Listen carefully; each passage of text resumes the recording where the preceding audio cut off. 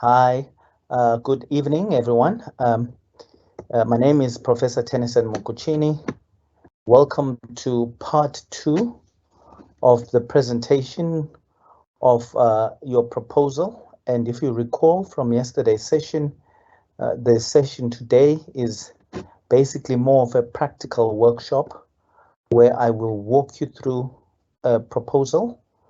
And of course, the proposal is a very specific subject area, but it will allow me to illustrate to you some of the standout issues that you should think about when you write elements of your proposal. I did explain yesterday that there are many templates that people use, but all the templates generally represent a limited set of things that you discuss. So regardless of whether my template looks like yours, or whether you're someone who will do a free form proposal that isn't based on a template, the issues and the considerations are the same. Yesterday, I spoke you through the document, and what generally happens is students asked to have a visual appreciation of what I'm talking about. So what I will be doing, and I will try to give a chance for each of you, is that I will give an explanation of whatever it is that I'm walking you through, and I will leave the screen on for a little while so you can just catch some of the detail around the length of what I'm showing you and so forth. And I have said to you that I'm using a proposal that's a living proposal, and the reason that I do that is that it really represents a reality as it is, as far as proposals are concerned. As per usual, I will turn off my video in a second, but once I've done that, I will conduct the presentation, and at the latter part of the session, I will engage in questions and answers to assist you. And just as a final thought, tomorrow we have another session, and tomorrow's session really walks you through the different elements of your dissertation or your thesis. So for those of you who are doing chapters, I will walk you through the different chapters and explain to you the differences and the sort of things that you emphasize with different chapters, and we will build up on that. But as far as today is concerned, I'm just doing a visual walk through a living proposal. I will, of course, just give you some background to the subject matter so you get a sense and you can see what the emphasis of the work was. And please, please remember, the subject matter is just for illustrative purposes. You should be able to take the messages from the subject fields that I'm focusing on and apply them to your study. So right now, you are probably sharing my screen, and I shall build this up so that you have an appreciation of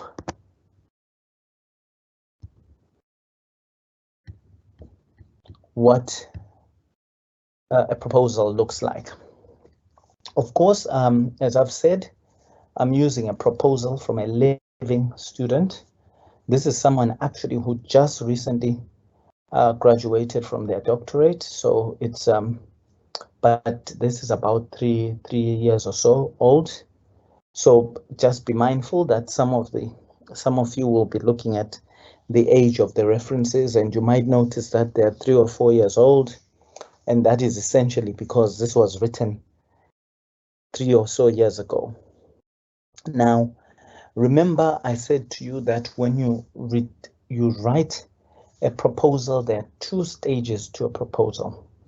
The first stage is that proposals are written for the attention of scientific committees. So a committee that will look at the scientific rigor of the work. And as a second part to that, there is the ethical clearance element. And many departments and disciplines have separated the two things from each other so that they each have the required level of attention that they deserve. Of course, if you do well and you prepare a very well-rounded proposal, it can serve as the basis of your submission for scholarly stroke scientific submission and also for the ethical clearance part. I cannot predict for you whether your department separates the two or doesn't, but what I can say to you is that you should have enough pre-existing awareness of this differentiation to be able to ask whether the acceptance of your proposal also doubles up as ethical clearance, or will your proposal be accepted and then after that will you submit for ethical clearance. So when I train people, I train you to write something that is so comprehensive that it is what you use for your scholarly submission, and it is also what you would use for your ethical clearance. Now, as I've said, I've just literally found one of the templates that UNISA uses. You will have access to a slightly different template, but the areas of focus are the same and they don't change regardless. So what we begin with everything is an overview of basically what they'd call a proposal summary sheet, or sometimes some people will refer to it as the abstract of the proposal. Remember, you'll notice that I start on something called section 4. The first 3 sections were literally to do with your student details, the details of your supervisor, and so forth. Just as a context setter, I think it's important that I explain to you what this topic is about. And it's a fairly straightforward topic, but if not explained properly, then people kind of miss the point. So, and remember, as part of your ability to show that you are a sound researcher, you have to be able to share what your topic focus is and do it fairly quickly. And so just for purposes of clarity, I know all of you are aware of HIV, you're aware of AIDS, and many of you will know that at one point, it was the largest, single most biggest killer of people in South Africa. And South Africa at one point we had the highest death rates from HIV and AIDS. And one of the things that happens with it is that progressively our numbers and our patterns of prevention change. And one of the things that's become an unusual observation, but it is true nonetheless, is that actually there's evidence to suggest that people who are suffering from HIV and AIDS, or one way of reducing the risk of infection from HIV and AIDS is to actually be circumcised. So, and I know that this is unusual, but it is actually an accepted way of reducing rates of infection, that if males are circumcised, the chances of them getting infected if they were to have unprotected sex are much lower. So there's a lot of evidence, and there's quite a huge drive within the medical field to encourage men to circumcise. And more times than not, men opt out of this and don't do it. And up to this point, there's lots of debate, a limited clarity about what it is that makes people decide that they will actually circumcise, and what is it that stops them from circumcising. So basically, this study that I'm sharing with you looked at understanding all the factors and all the influences that contribute to a man's decision as to whether or not they will be circumcised. And the basis of it is that it comes from this problem where we have these increasing rates of infection that seem to not be able to stop. So that is the premise of the study. So this, at this stage, this is the proposal. So with the proposal, as I said yesterday, there are certain elements to the proposal. Firstly, there's the first part is this abstract, which is literally a summary overview of your proposal. It can be anything from 100 words to a maximum of 300 words, typically. But for this particular proposal, the maximum was 250 words. And I said that the proposal exists as this summary that has two potential ways of being presented. One, the summary can be done as a single narrative that doesn't have subheadings, or it can be a summary that has subheadings. If you do it if you are required by your department to do it without headings, my advice is that you start off with headings and then you delete them once you've written the structure of the abstract as you require. So as this detail shows you, the instructions say it should be written in lay terms, in everyday language, and should not exceed 250 words. Please, ladies and gentlemen, do not exceed that number. Examiners, people on ethics committees, reviewers of scientific work look for very little small things like this to determine how well you are in following rules. So if the summary that you're allowed to write says 100 words, you are meant to write 100 words or no more. And there is a general academic provision that allows people to be plus or minus 20% or not 10% of the permitted amount. So in this instance, you can exceed the 250 words by 25 words, or you can fall short of it by 25 words. The background, as I indicated earlier, you can see it's no more than 2 or 3 sentences that actually give a background to the current problem that faces us. So in this situation, the background acknowledges that even though we have had a long period of focus on the reduction of HIV and AIDS, the syndrome continues to be the single biggest killer in South Africa. We also have noticed that it seems to exist at the same time as a number of conditions, in particular this HPV, which is human papillomavirus. Basically, HPV is a similar sort of sexual condition, sexually transmitted disease, which exists along with HIV and AIDS. So this particular study notes that the problem we have here is we have this huge HIV rate, we have this, and it seems to coexist with HPV, and we have been told, or the evidence suggests, that circumcision by males is one of the health actions that can be taken by individuals to reduce the rates of infection. That is the background. So, and maybe what someone would do in addition to this background is to acknowledge that in spite of male circumcision being identified as this helpful potential, there is evidence that shows that there is very limited uptake of circumcision. So that is your background.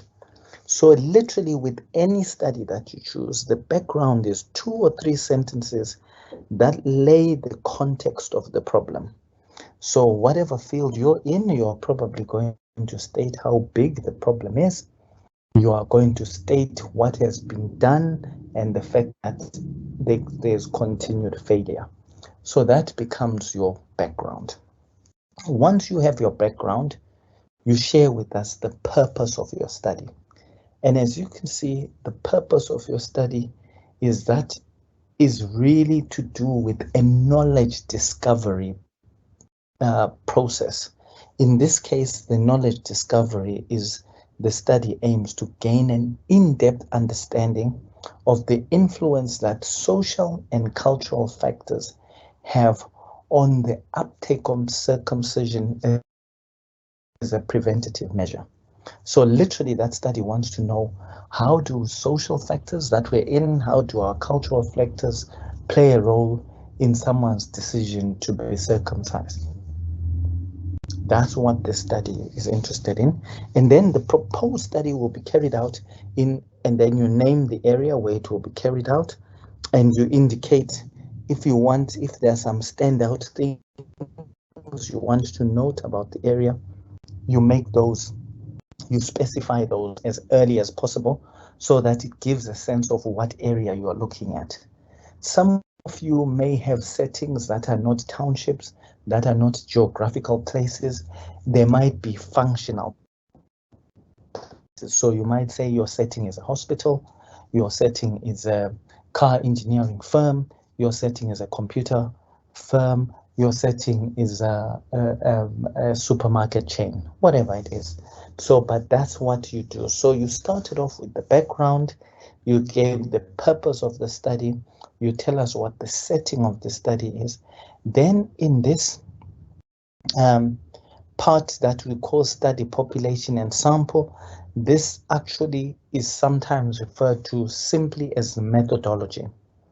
And you say that in your methodology, you indicate that a phenomenological, a qualitative, phenomenological, interpretative study is proposed. Data collection and analysis will be conducted in this way.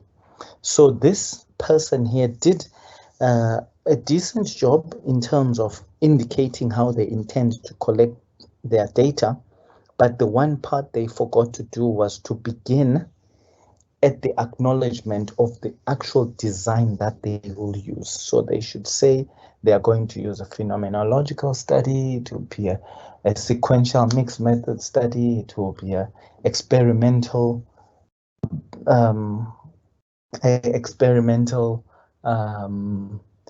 quantitative study or quasi-experiment, whatever it is. They needed to have stated that, and to state that they will do that study on a population of 25 people or something or the other. But the data will be to achieve the study aim. They propose a particular way of managing this.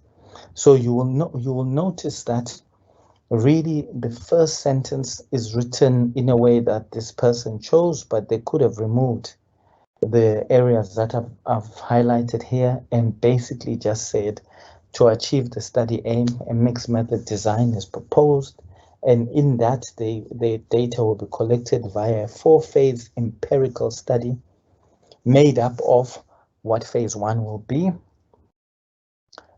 followed by phase 2, which is interviews, then phase 3, which is a quantitative survey, and then phase 4, which is a framework validation survey that will be done after a framework has been developed. But literally the detail is put in there, so they tell you what design will be used, what data collection methods will be used, and some detail about the samples and the people from the groups from which this sample will be drawn from. Then, of course, once you have told us what your anticipated methodological components are, it then leads you neatly to what you expect the contribution of this proposed study to be. And that contribution in this case is that the person acknowledges that no published studies have focused on this thing that they're looking on. So their study is going to present the first ever empirical exploration of this thing that they are looking at within South Africa, and they will propose to develop a framework or some recommendations on appropriate health actions and policies that should be instigated. So that is it. So literally you have the background, purpose of the study, the setting, study population and study population and sample, which we would ordinarily call the methodology. Then you have the contribution, which is in a master's piece of work, you would literally be telling us how you are extending existing knowledge. And then in a doctorate, you are more likely to be telling us what new and previously unspoken about knowledge you're going to possibly offer as a result of your study. So that is the first bit, the first element that you focus on is that abstract. I've given a lot of detail in the abstract because, as you all know, first impressions are everything. So if your abstract sounds like there's lack of clarity in your intention, there's lack of clarity in all sorts of things related to the conceptualization of your study, then you can expect some notable hesitation by your reviewer to support your proposal. So that's how this begins. So once the abstract has been done, and normally at the bottom of the abstract, depending on what framework or template you're using, they might ask you to include some keywords. So the keywords that you think people would use if they were searching for your work. So in this example, it might have been uptake factors will be one key phrase. Maybe the second phase would be HIV infection and so forth. So that's how you would build that up. Now, after the abstract, there is this whole thing that we call your conceptual foray. It's your entry into the study, into showing the readers that you have a good grasp of what it is that you're looking at, and most importantly, that you're able to problematize it. Remember, I've been talking at length about the fact that research is really about the understanding of problems. It is the understanding of problematic phenomena. So for something to qualify as research, it must qualify firstly as a problem. And the way that you magnify and make something qualify as a project, as a problem, is dependent on a number of things. So you will see that the writer acknowledges that HIV and AIDS has had a lot of attention, and the sort of attention one would assume would expect to have very good outcomes. But in spite of that, it's clear that it still remains the largest killer, largest source of illness, and it's clear that it represents a very serious source of illness and death within South African communities. So what that part is doing is the first bit is they're demonstrating the magnitude, the fact that, look, this thing I've chosen is important by virtue of its size. And then, of course, they now go on to acknowledge that it also coexists with another serious, significant problem, which is HPV. And then they confirm that the size of that problem too. So clearly what you now are getting is a quantification of the problem at hand. And all of you need to look at your work and think, is there a way that I can market my area by showing how serious, how common, how widespread this issue is? Of course, this person then continues to show that these conditions that they've chosen are serious globally, they are serious continentally, they are serious nationally, and they are specifically serious in the province from which their study is being taken. And if it's a study in Diepsloot, they want to show that Gauteng has got quite significant problems as far as this arises. They've also started to say, look, no, all ranges of things have been done, and in spite of that, there is a year-on-year increase in the numbers and types of infection. But what has been noted is that in spite of this, we have this continuing challenge of less than acceptable rates of male circumcision. Then, of course, what they then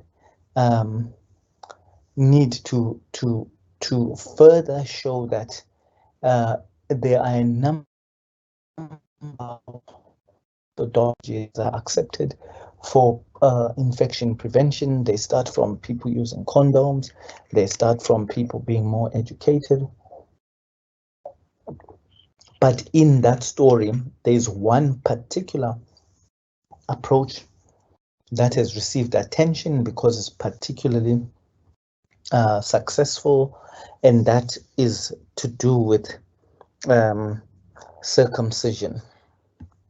And so, and then of course they've noted that in spite of this being a sound approach of reducing transmission, there's still very minimal uptake of it. And they also acknowledge that to date, little research has been done to specify the range of social and cultural and economic influences that affect whether people decide to be circumcised or not. This absence of research is one of the first things that makes the basis for this study. And then apart from that, there is an acknowledgement that there's little agreement about what it is that we need to do to deal with this absence of research. And of course, guided by this, the researcher finds themselves in a position where they feel they must propose a study to look at gaining some deep and informed insights into the roles played by such and such. So the background basically introduced you to the problem, and it gave a background of the problem by showing its magnitude. Some people may decide to show its topicality. So remember, topicality was to do with the fact that it is a here and now story. So of course, when you say, look, it continues to be the #1 killer, it continues to be growing every year, you have turned it. You have acknowledged the here and now component of this. If you look at the references, they range from 2014 up. Basically, the idea is when you deal with statistics, one would say, I mean, it's fairly obvious when you apply your mind to it, that if I'm going to give statistics about the current status of something, I should have very current statistics. You don't want numbers from 20 years ago. But you may decide to show the importance of a topic by showing its relevance, how it has been pervasive and around for the last 30 years. And if you do that, then we will see a progression of references, some from 30 years ago, some from little less longer, and so forth and so forth and so forth. So that's what the introduction looks like. Then the next thing that you do is that people will say, right, you've given us a background to this thing that you're concerned about, a background to the wide area of sexually transmitted diseases that you're looking at. But now what you're wanting to do is to give us a more explicit statement of what it is that you really think is the problem in relation to this field that you have chosen. So, of course, you mentioned the high numbers. Of course, you mentioned the fact that they're growing. But the problem in your case, in your specific research example, isn't about just the numbers. Your problem is the failure for people to adopt particular health behaviors that are associated with positive outcomes. So the statement of the research problem is literally you giving an overview of a statement that says this is the problem that I need to research. Of course, a statement of the research problem is a statement, so it will not be long. Maximum half a page, 3/4 of a page is what people go with, 1 page sometimes.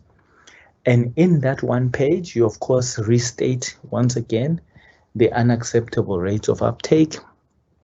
You talk about how little uptake of this thing is.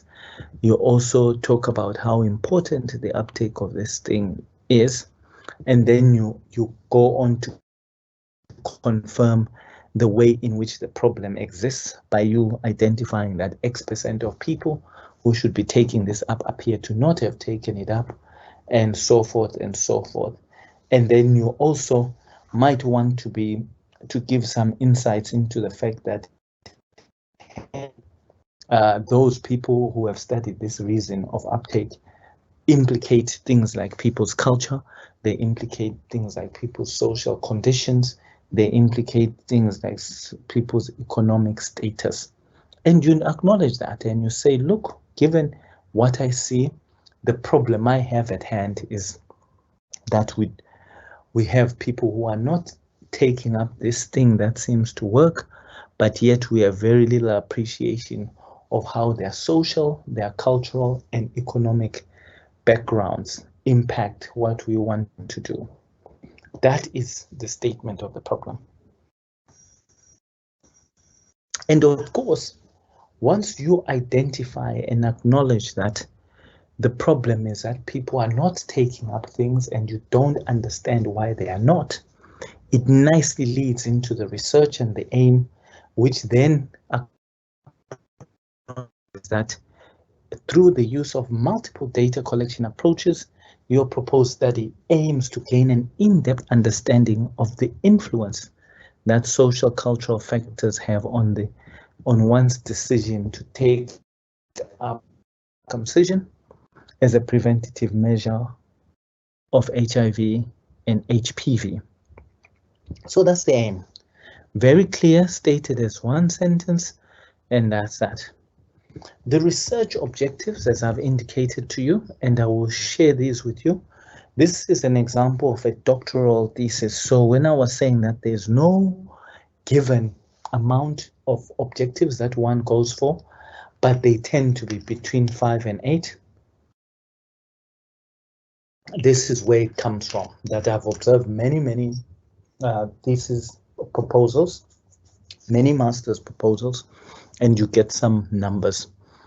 So the one thing I want to make very clear with objectives is that they take a very distinct route. And in this example, this particular student has not done as good a job as one would have expected. But in any case, I will walk you through them. So the first objective is always about establishing that the problem that you're really interested does indeed exist in the way that you have suspected.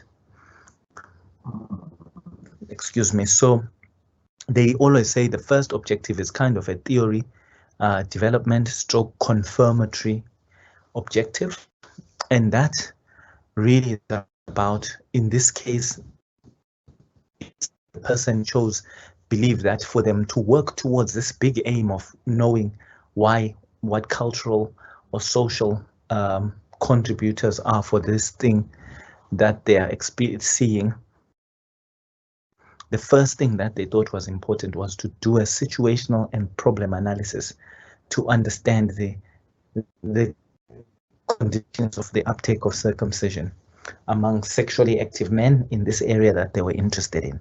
So the first part of their engagement literally is to confirm that this thing that they're interested in exists, and they want to have a proper set of findings that give the nature of its existence and the quantity and so forth. Then, of course, the next thing that they proposed to do here was that they would do a desktop review to look at all the materials that they can find that speak about what this range of social and cultural factors are.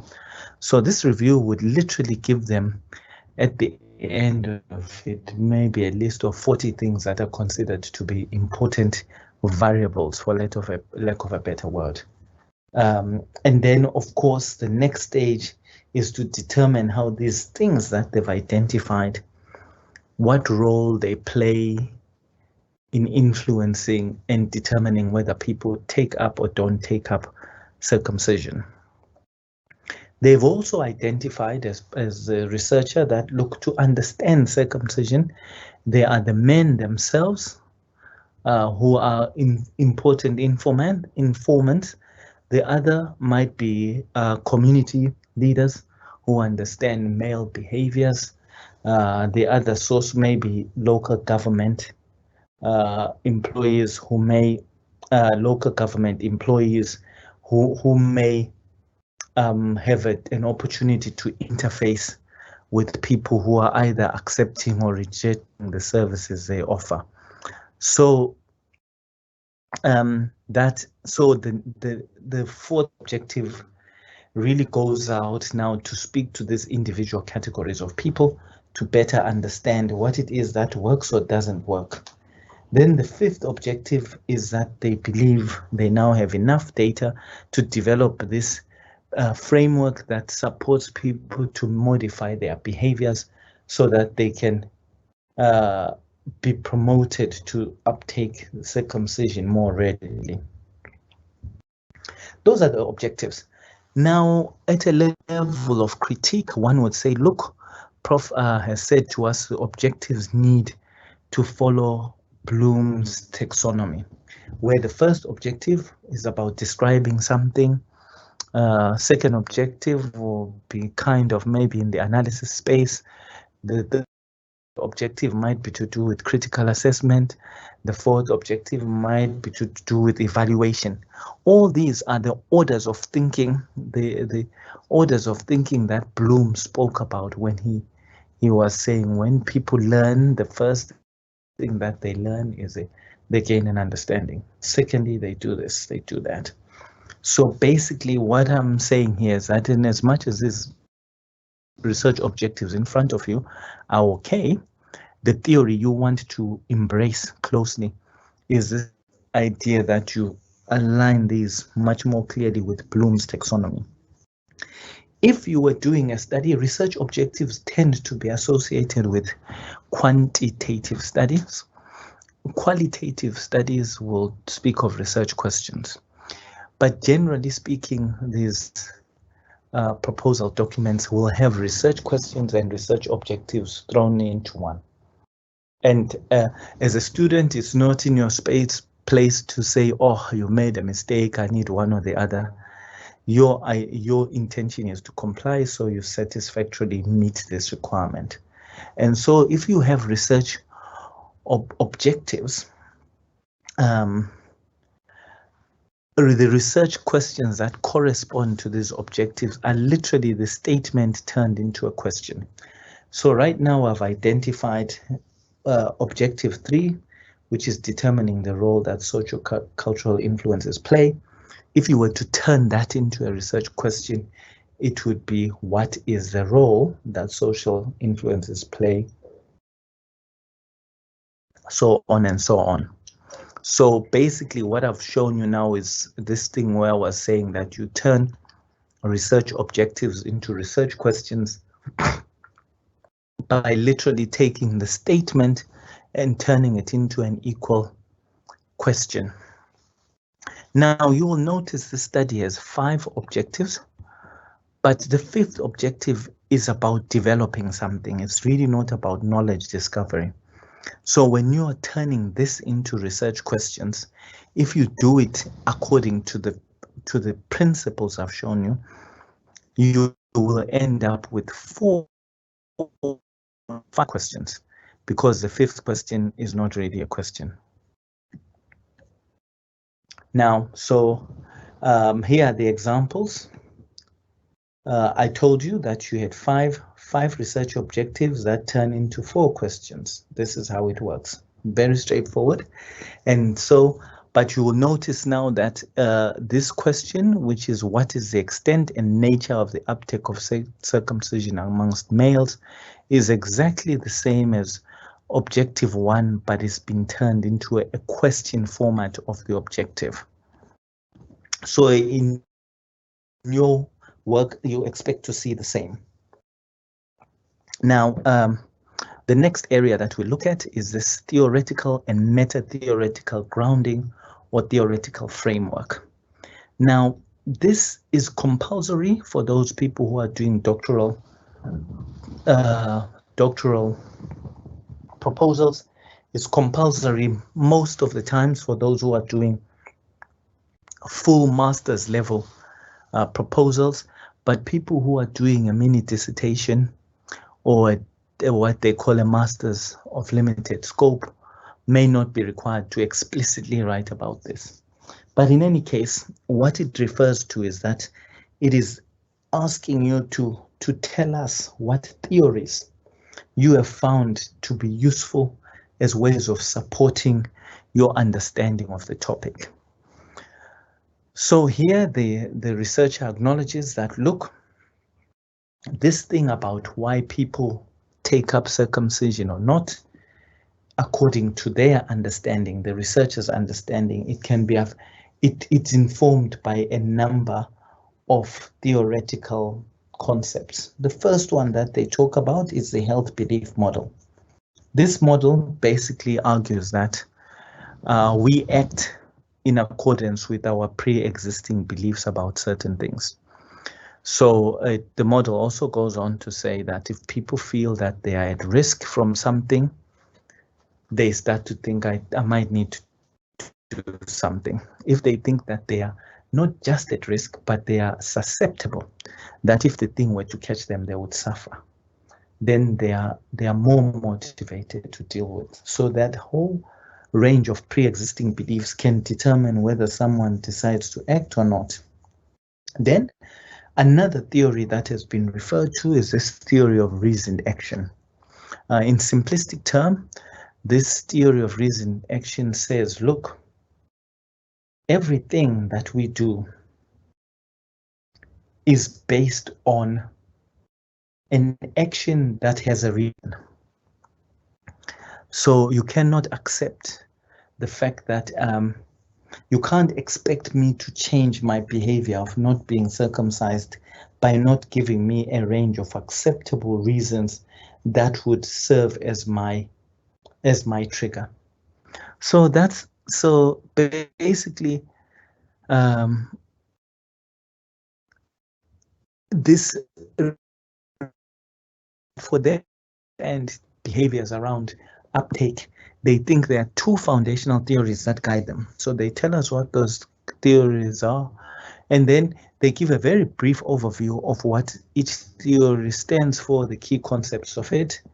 And similarly, and you'll notice here that with the health belief model, it's literally a paragraph and a half or 2. And then the theory of reasoned action is also just a little paragraph that tells you a bit about the theory. Then what has happened also is that immediately after this, after people give the conceptual and the grounding of the study, one of the things that grounds the study is the definitions that you have of key concepts. So because the study is on HIV and AIDS, it's important that you define that. It talks about HPV, it's important that you define that. It also talks about circumcision, which is important to define because some people will talk about circumcision in ways that are non-surgical. Or some people talk about circumcision when someone's foreskin has just been clipped rather than retracted entirely. So this helps to just define those key things that are concepts within your study. Now, in the next section that they refer to as operational definitions is you actually deciding what things in your study need to be defined, but defined in a way that is unique to your study and may not be used by others.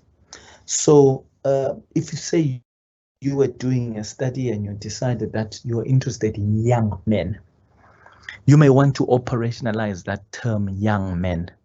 You might want to say, look, for my study and from what I've seen, I will take young men to mean people who are of the age of 19 to 35 or whatever. So you have defined what young men is, but you have operationalized it so it relates to your study. Similarly, in this study, the operationalization was they looked at defining socio-cultural factors. So different people define them differently. In this study, it specifies that when we say socio-cultural factors, we mean customs, lifestyles, values, and so forth. So it's important that that be captured. Economic factors is also another one of these factors that we're interested in, but it's one of those factor areas that we're interested in, but we need to define in very specific terms for our individual use in the study. So this operational definitions is different from you defining key concepts. This is you defining key concepts in a way that is stating to the reader, this is how we are going to treat them in our study. Then, of course, the next section that you're asked to write about is, it asks you to give us, now that you've indicated with theoretical positions guide you and so forth, you are then asked to comment on the research design, the approach and the procedures you use.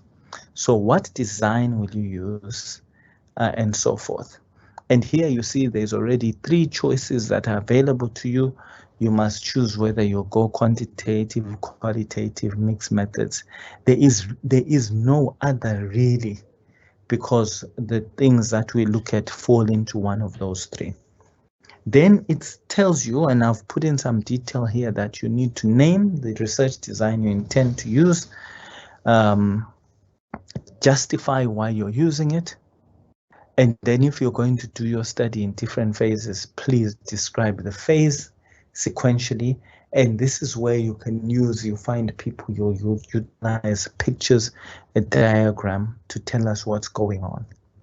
So just for the purposes of this, I will leave this a little bit open for a short while so you can see how the person has given an overview of the research designs.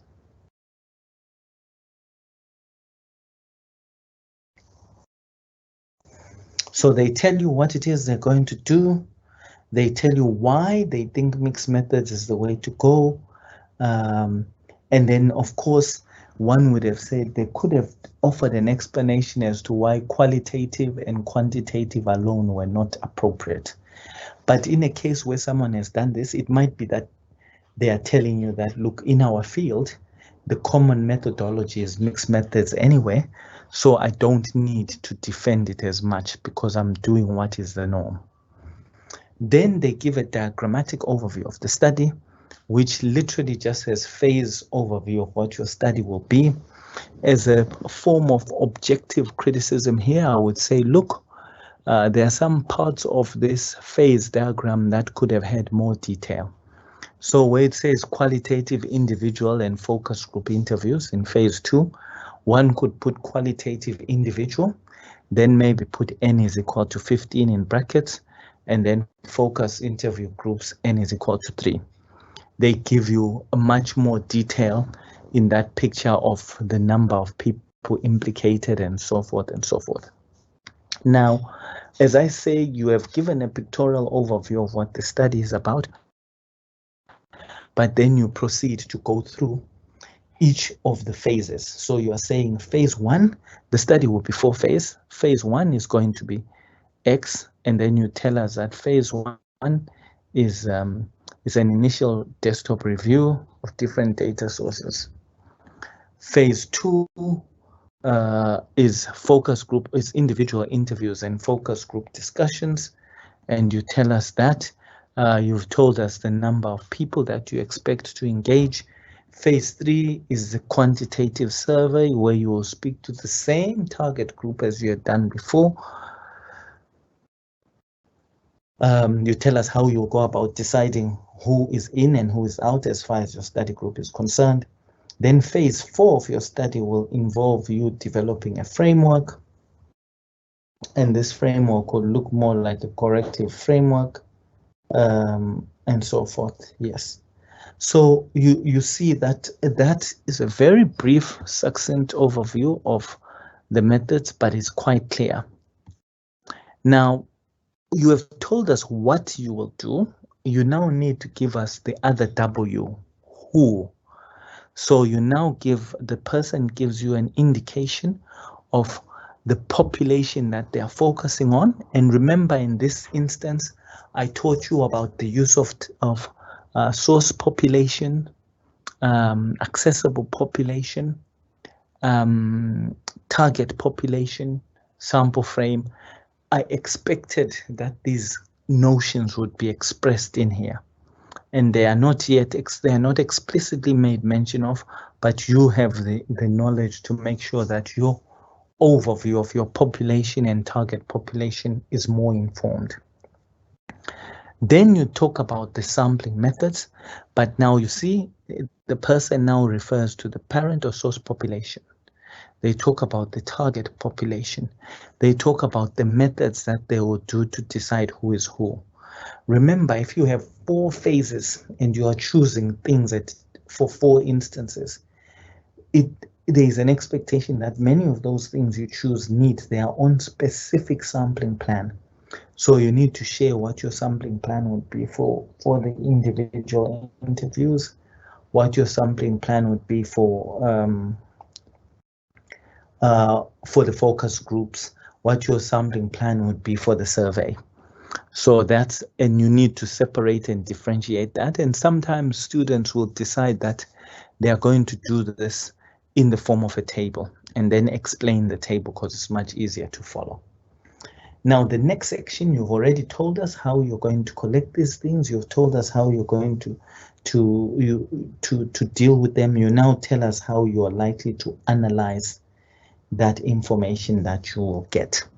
And the analysis section tends to be fairly brief. People will give you an overview of what they expect to do, what methodology of analysis they will utilize. And of course, if your study is both quantitative and qualitative, one expects that you will give us insights into both your quali and quantitative part of your analysis.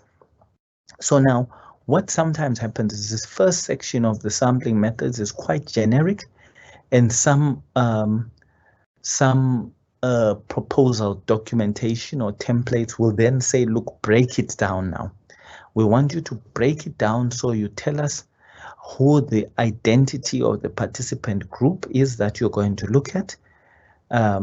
What is their sample frame? How many people are you getting from? What is their age? So you notice here that this gives an overview of the fact that, hey, we were interested in sexually active men as one group. The other group is local policymakers and opinion-led leaders. So in your interviews, you will interview the sexually active man. You will also interview people who come from the local community workspace and so forth. And you will indicate that for the first group, the sexually active men, I'm going to be using a survey and I'm looking at many of them. So the way that I will sample them is through stratified random sampling. And I taught you about that when we spoke about the sampling methods. You then explain that your sample size will be based on this, and you will remember that I pointed you all to sample determination formula that you download and so forth. And note that the person stipulates that this is their sample of n is equal to 203, plus they will add an additional 10% for the potential that some people might drop out. So it then leads to a total of 301 people. and you have to justify why you're using that sample size. So in this case, the justification is that it was based on a calculation that was done by a standardized calculation tool.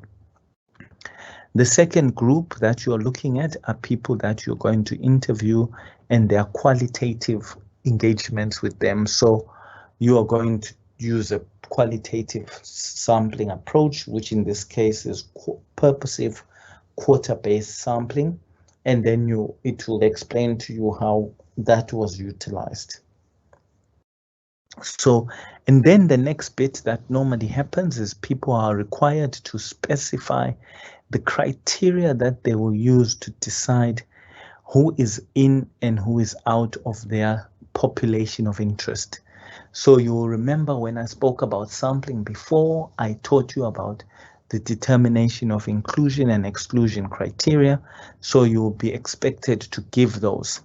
But because you have indicated that there are two groups that you're interested in, essentially the men who are sexually active and the policymakers who work with them, the leaders, the health professionals, represent the second group. So you are required then to do inclusion criteria for both group 1 and group 2. And also you are meant to do exclusion criteria. So what are the things that would make you think, no, I don't want this person to be part of my study? The first thing is you don't want them to be less than 18.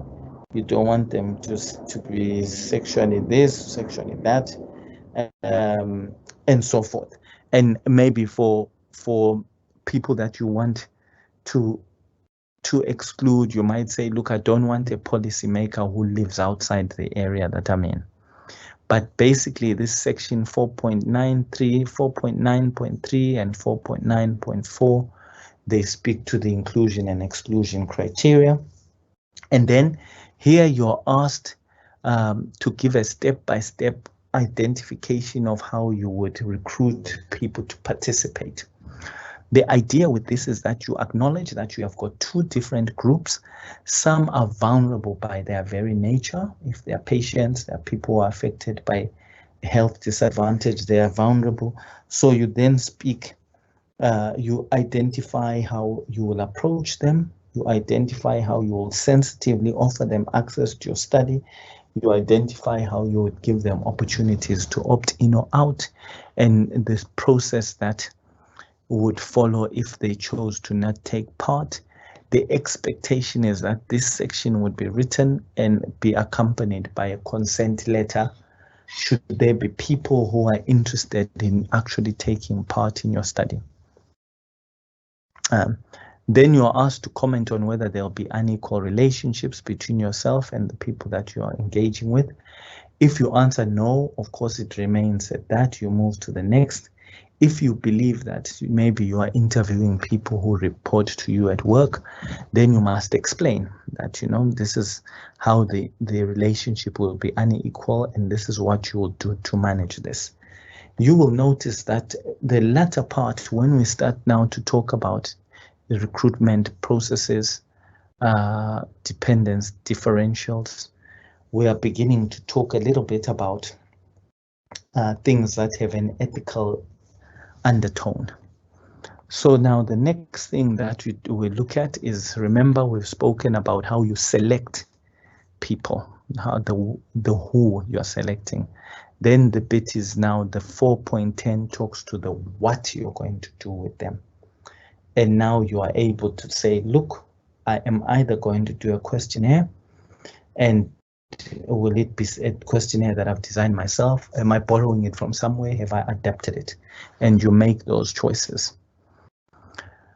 And then you explain the processes by which you will administer all these things. And this, of course, is presented easily here on a template, but in reality, you would do the same. Outside of a template, you would write in the same way when you're talking about what methodologies you utilize for what. Similarly, that first option was to do with a data collection option that involves questionnaires. Similar sort of questions are required if you need to do interviews. You indicate the structure of the interview. You will remember we spoke about unstructured, semi-structured, fully structured interviews. So you have a chance to kind of indicate all that. You have a chance to indicate the format by which you will record the information that you get. Are you going to go with an interview guide, or will you have one central question that you ask, and so forth? Similarly, you have the same options that come with focus group interviews. Then, of course, once you've indicated what it is, what instruments you will use, then you speak to the actual nature of the data that you collect, where you're going to get this data, and who will collect it. You give explanation, you give justification. And then you will notice that 4.4 starts now to speak once more specifically about things to do with ethical considerations. So are you going to in any way interfere with people by manipulating something, injecting them, giving them medication? And if you're going to, please explain and justify why that is necessary. Are you going to work with people who have very specific cultural needs? And if so, how are you going to deal with the sensitivities that exist for them? It's also questions about language, if there's any language considerations. There's questions once again about the unequal relationship. And this, as you notice, really speaks much more around your elements that have an ethical tone to them.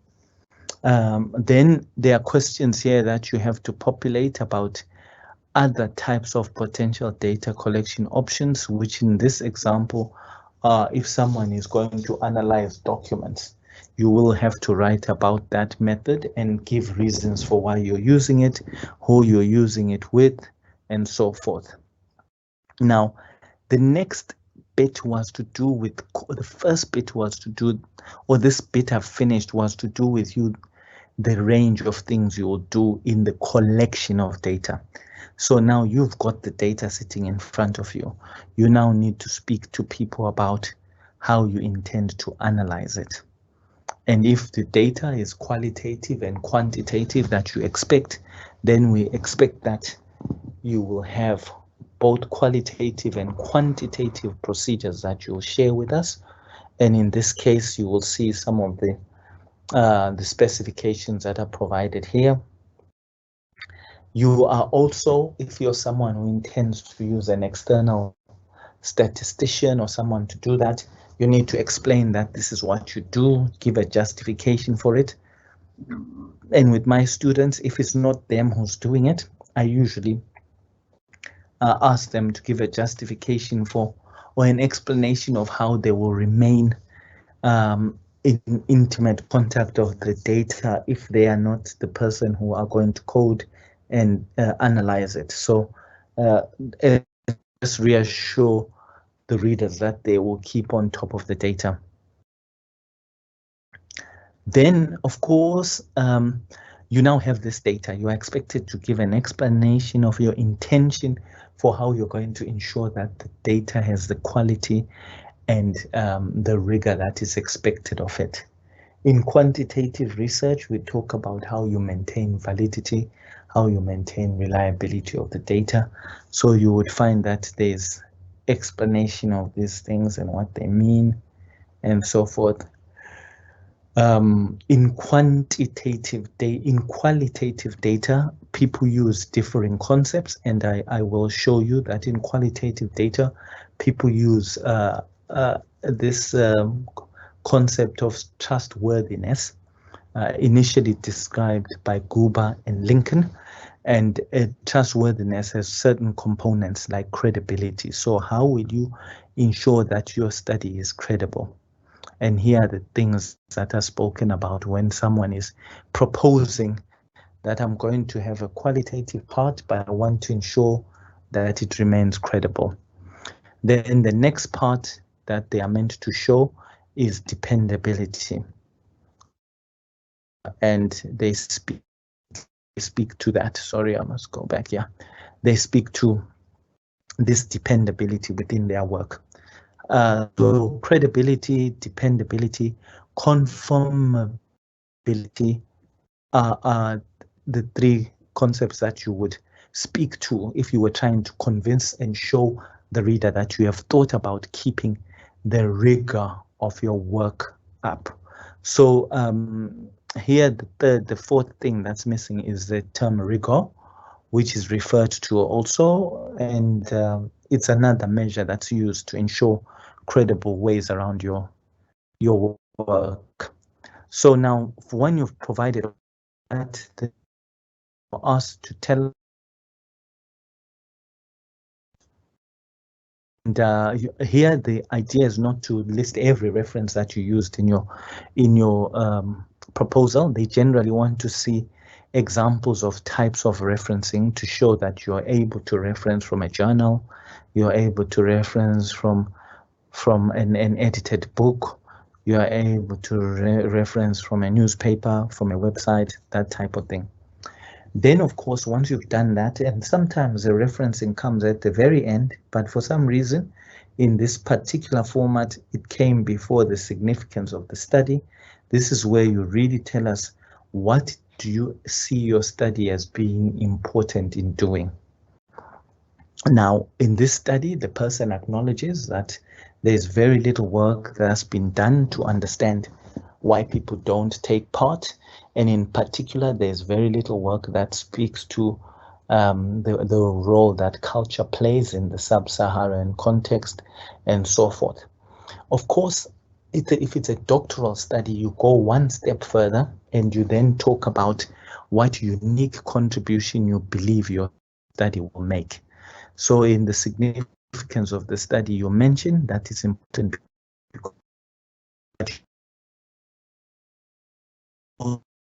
because needs to make, because that's what a doctorate does.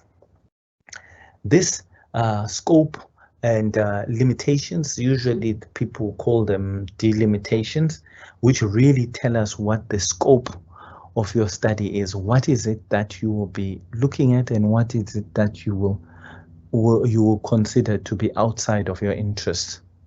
So you have made it clear that you're going to look at young men, you're going to look at people who are attending deep salute health centers and clinics. They have to be sexually active. You may have an age limit that you want to consider. Now, when it comes to the ethical considerations, folks, there is an expectation that you write about your ethics in two ways, and both ways are important and should be included. So firstly, the ethical consideration bit has a range of documents you have to prepare. You must prepare a consent form. That's like a sample of what consent form you have. A sample of an information sheet. An information sheet is just a layman's overview of your study, so that when you invite someone to be part of it, you give them that sheet and they can read what the study is about, what they would be committing to if they agree to take part, what their rights are in relation to the study, how you will treat the information you will get. And then you're also required to write some sample gatekeeper letters. So these are letters you would write to the places that you are hoping will give you access to the data.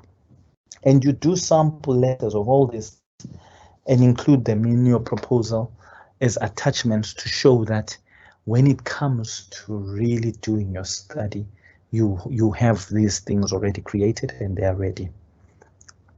But when it comes to the actual in-person considerations that you make, there's two ranges of these. The first range is that you are meant to do what are called generic ethical considerations. So you will notice that here we refer to maintenance of confidentiality and anonymity. That's the first thing. All studies, regardless of who they are, they must make ethical provision for that. And then you are also meant to make provision to ensure that people are treated in a just way. So the principle of justice should be there.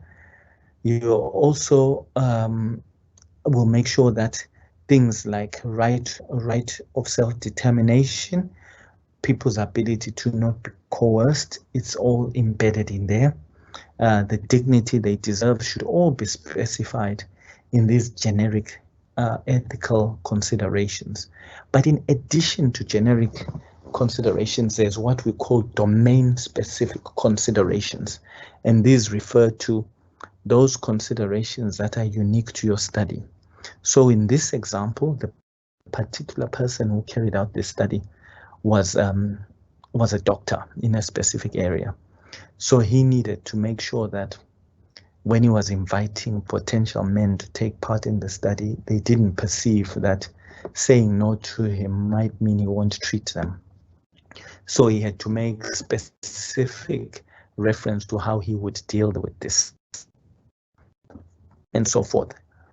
The rest of the information that we talk about relates to stipulations around how you manage data, how you would deal with the people if how would you deal with the promises that are likely to come from a study? Do you tell people that, look, this study was just for information only, you will not have direct benefit, but it may benefit others in the future?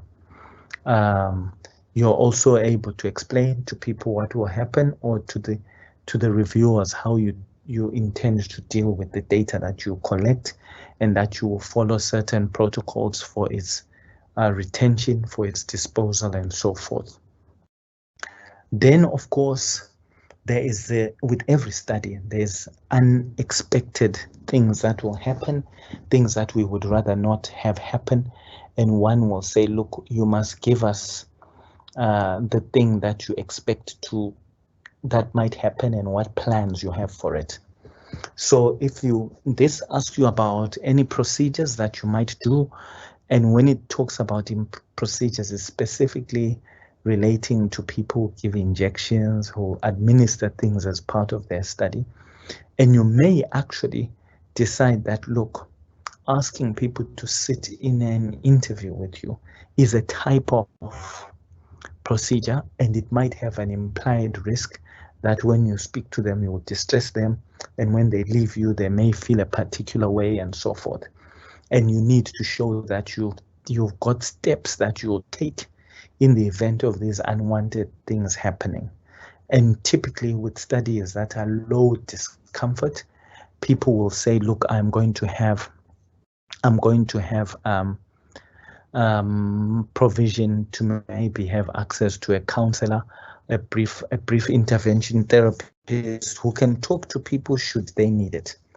Of course, this proposal has put things as not applicable and so forth. Over the course of time, I tell students clearly that with risks, you must mention even the most remote of the risks that are there.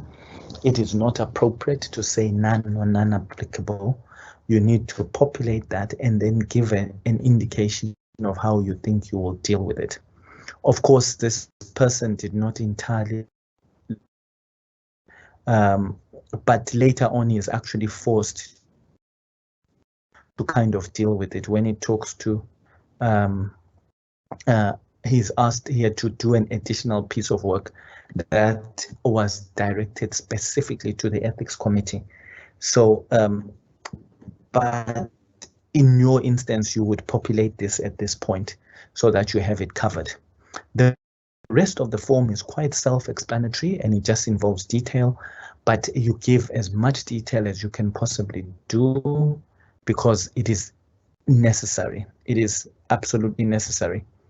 So, right, ladies and gents, I think that is the overview of the proposal. What I'm going to do now is very quickly turn on the live Q&A, and then we will run through some of the emerging questions.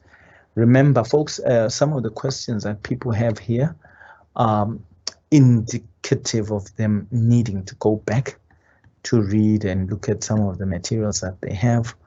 and so forth. But I will try to get a sense of what it is. There's quite a lot of questions that are here, and I will run through them as best as I can.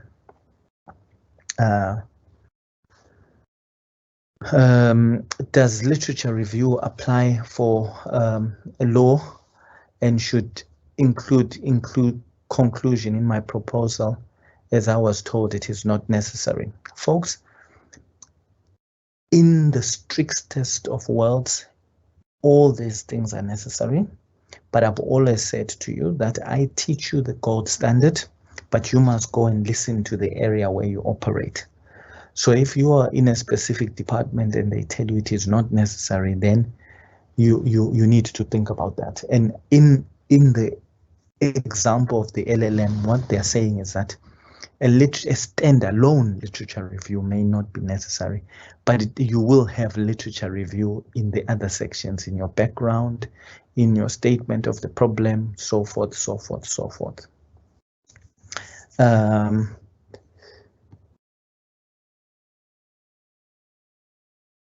It says there's proposal guidance for the College of Agriculture and Environmental Sciences, but an abstract is not included. I'd like to know what I should do. Look, if you are not asked to do something and you add it, you will not get into trouble. You will have exceeded the requirements. The abstract is critical for one reason, and that reason is that when many people submit their pieces of work before they've even been given a supervisor, and an abstract is a quick way of selling what it is you're doing, so prospective supervisors can avail themselves. So my answer is I think you should include it. In terms of objectives, do we write what we are going to do in order to undertake the study, or what we hope to achieve? No, you write what you are expecting to understand. Objectives are about knowledge acquisition. What are the pieces of knowledge you need to know to understand this problem? Prof, if I submitted my research proposal to the lecturer, who exactly will determine that my proposal does meet the requirements and I must continue to do the thesis? The research proposal must be assessed by what some will call it a master's and doctoral committee, some will call it a higher degrees committee in the department. But of course, your gateway into that is your supervisor. So they are kind of your mentor in developing it, but the ultimate acceptance is by a committee. Can a social media platform be a setting? Yes, it can be. How many times can the researcher cost an author in his study? Look, I think that's a question that I can't answer at this level, but if you keep quoting one person, the implication is that you're suggesting that's all that you know. And I think that it tells you what the next problem is. Please indicate the difference between topic and title. The topic is the generic subject area you're interested in. So my topic could be HIV, but the title could be my exploration of HIV in relation to that or that. So the topic is a generic area of interest. The title is the specific knowledge inquiry that you're going to get involved with. For key definition, how does one select a definition if a concept carries several meanings? Well, in theory, you are meant to provide all those several meanings unless you are going to operationalize that definition. So you don't include the thing you're looking at as a key definition. You look at it as an operational definition, and you choose the definition that you will be applying in the study. That's the difference between operational and that's how you select out operational definitions. In PhD level, is mixed methods the only way to go, or can I go qualitative or quantitative alone? The truth is you can go qualitative, you can go quantitative, but the decision is not determined by this. The decision is determined by the problem. If the problem seems like it can be understood fully by one of the one of the options, then you do that. Of course, you meet robotic spaces where people will just say, all my students must do mixed methods. You and I know that's not how it works, but you may find yourself in a space where you are forced to think like that. Benzo is asking, I would like to ask for some guidance on relevant sources which one can consult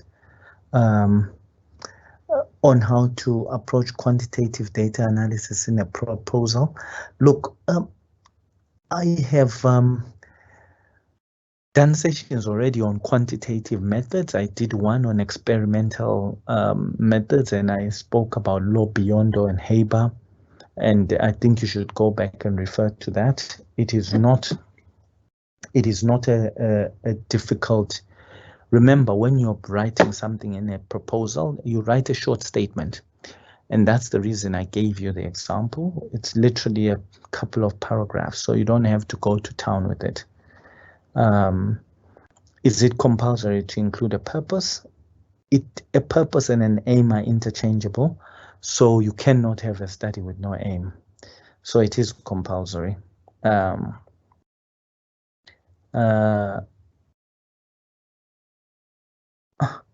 Look, there's a question about what approach do you use for data analysis.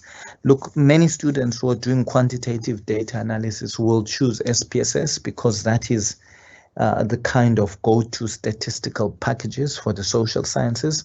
It's widely available, UNISA has licenses for it and so forth. If you find another alternative, you can use that, but then there are issues to do with readiness of access and so forth. So Tadesse is asked, can we say apply all those components of abstract for both social sciences and natural sciences? In theory, yes, you should be able to do the same. All research is intended to fix a problem or to understand a problem, regardless of whether it's natural or social sciences. All research has an aim, regardless of whether it's natural or social sciences, and so forth. You will find that the two apply across all platforms. Prof, is it a matter of must that one should have a primary objective, then secondary objectives? Look, that is to do with words. A primary objective is another way that people talk about an aim. Then they say secondary objectives are what you and I have called objectives. So essentially, you do need to have them both. I've been asked by my supervisor to prepare a 2-page proposal with an intro in 5 chapters with a few lines in them. Where and how exactly would I put my methods and theories in the introduction? This approach that you have said is a 2-page proposal. It is not a proposal you're doing a concept note. It's just, they've just used the language that's different from the normal language. So I think what you need to do is to Google what a concept note is, and it is literally just to give a taste of what you want to do.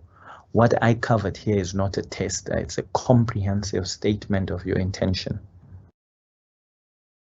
Does the objective have to correlate with the research question always? Absolutely, it must, because they all paint one journey. They paint one journey. One paints the journey in terms of questions, another paints the journey in terms of statements. If you say, I want to understand how water makes people quench their thirst, the question then would be, how does water quench thirst? So it must always align. I see on the data collection tools, it says you must attach proof of approval. Can you elaborate on that? Look, if you are going to use a borrowed data collection tool, it must be, you should have permission to have utilized it. So you need to provide that. Can a researcher apply all those components of abstract to both natural and social sciences? I think I've answered that. Under sampling and quantitative design, for me to calculate sampling size, I must have a population frame. Okay, so this person is asking, Petunia is asking whether you should have these things. I think, Petunia, you are asking about sample size determination and you've not gone online to look at the sample size determination tools. Some require some of this information, some don't. So you use the one that contains the types of information you have at hand.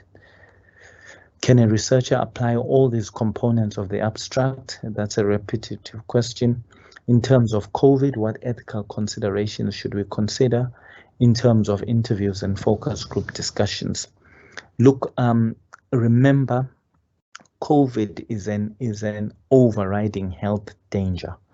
So literally, it overrides everything else. You can have, it would even change your, if you're going to do interviews, you must provide social distancing options. And if that needs you to go with online interviews, then you do so.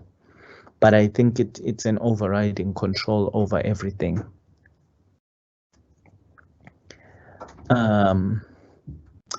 Professor, is it a must that all the master research must have all the components you had explained? I have differentiated things that are needed as I was proceeding. The one standout thing is that the theoretical framework tends to not be there. The objectives tend to be fewer, but all of the things need to be there. There's just less detail, but they all need to be there. Sibutani Duve is asking, what is the difference between a complete research and a proposal? No, a proposal is a statement. The question here is, what's the difference between complete research and a proposal? From the look of things, I see that your presentation is complete research. No, I think you missed yesterday's session. I stipulate very clearly that a proposal is a statement of intent of everything you're going to do in the future. So your study, your proposal will detail as much as you can of what you intend to do. But when you do it, you will report much of that, but now it will be in the past tense and it will have other additions that relate to your experience of the doing. Sudani says, I thought a proposal was going to be a skeleton of everything. It is not a skeleton, it is a detailed statement of intent, and that is the detail that's required. Prof, if the study is on awareness and use of functional food, is it necessary to state any possible risk when doing interviews? Look, you must, every study has possible risk. There's just no way that it will not. There may be a risk that you will speak. There may be associations of how you might speak to people who are disadvantaged. You might coerce someone who doesn't want to discuss things with you, and so forth. Or it's possible that you inviting people might give an implication that you're hoping to give them food in the process. So it has to have risks. There is no study without risks. If you haven't seen them, it means you haven't looked hard enough, but they are all there. Ladies and gents, that is the session as I have it. I have responded to 27 questions, very thorough questions. But what I just want to say before I say goodbye to everybody is, remember, we teach you things in little bits.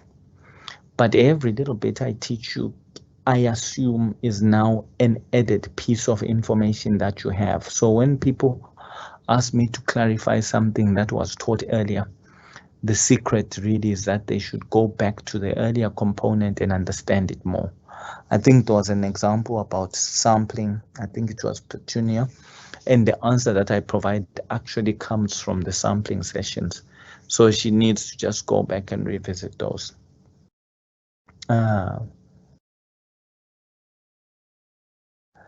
If you had quoted a certain, there's a last one that says, Prof, if you had quoted a certain author in your research in 2019, for example, and I quote that resource in my research in 2021, is that plagiarism?